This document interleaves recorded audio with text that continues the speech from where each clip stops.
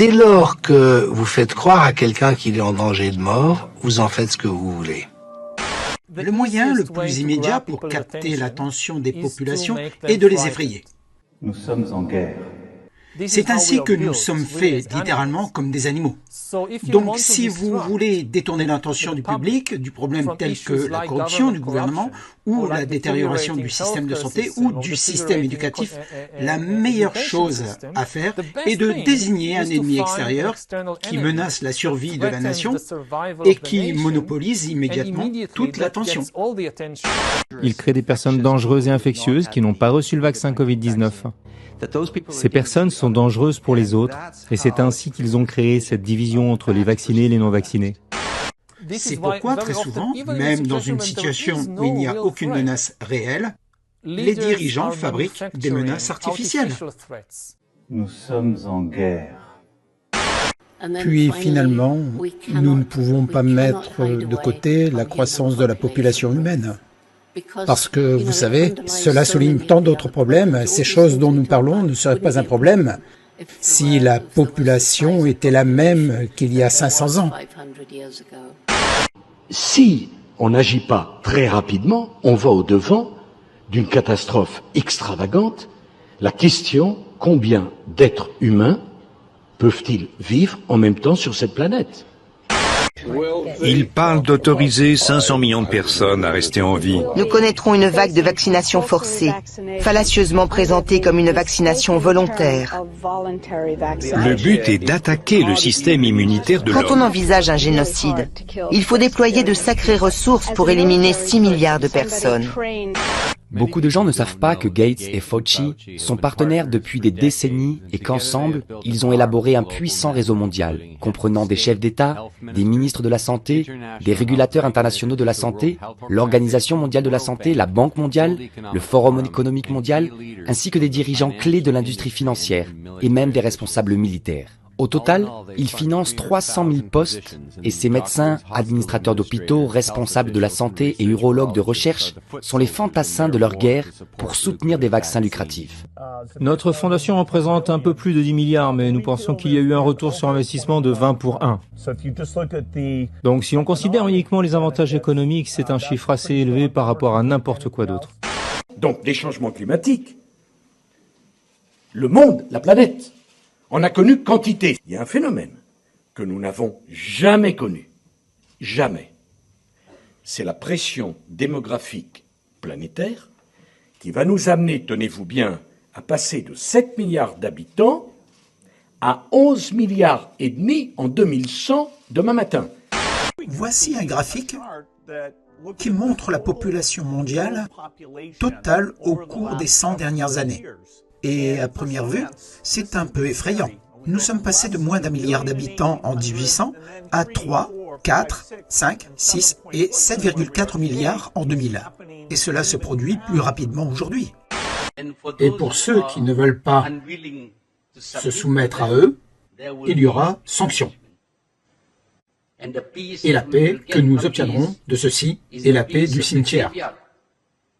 Parce que l'intention est aussi de réduire le nombre de personnes dans ce monde.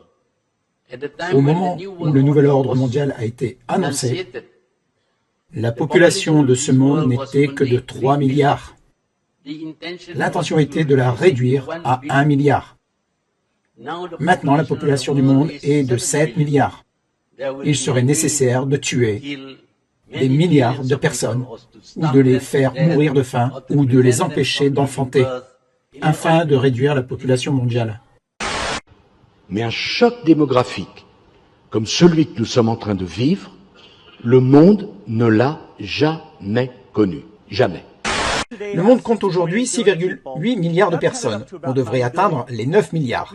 Avec de très bons résultats sur le nouveau vaccin, les soins de santé, le contrôle des naissances, on pourrait réduire de peut-être 10 à 15%. Promouvoir le développement durable, sans poser la question de l'explosion de la démographie mondiale, ça n'a aucun sens. Puis là, en ce moment, ça va loin.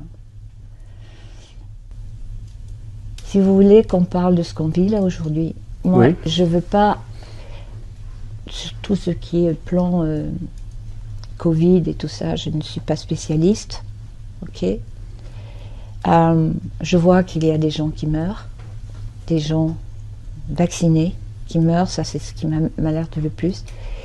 Et je me souviens d'un dîner en 87 ou 88, chez un monsieur, je ne sais pas si je peux citer son nom. Tu peux. Chez monsieur Attali. Et on parlait de dépopulation. Moi j'ai cru qu'il plaisantait. Je crois que c'était un joke. Ben, vous avez vu le joke où on est? J'ai entendu à des dîners en 88, 87, 88. Donc, ce qu'on vit là aujourd'hui, c'est programmé depuis très très longtemps. Ça fait longtemps qu'ils y pensent. Ils contrôlent les médias, la politique, les lobbies et les laboratoires pharmaceutiques. Ils contrôlent les partis politiques à la tête des gouvernements. Je ne sais pas si vous avez été à Lagos, qui n'est même pas la capitale du Nigeria. 22 millions d'habitants. Donc si vous pensez qu'avec le tri sélectif, on va régler le problème de Lagos, c'est que vous n'y avez pas encore été à Lagos. Parce que... Il est également nécessaire de parvenir à contrôler la population, car si l'on considère la chose de façon purement analytique, comment peut-on maintenir des croissances des revenus par habitant alors que la population augmente sans que la croissance économique n'augmente?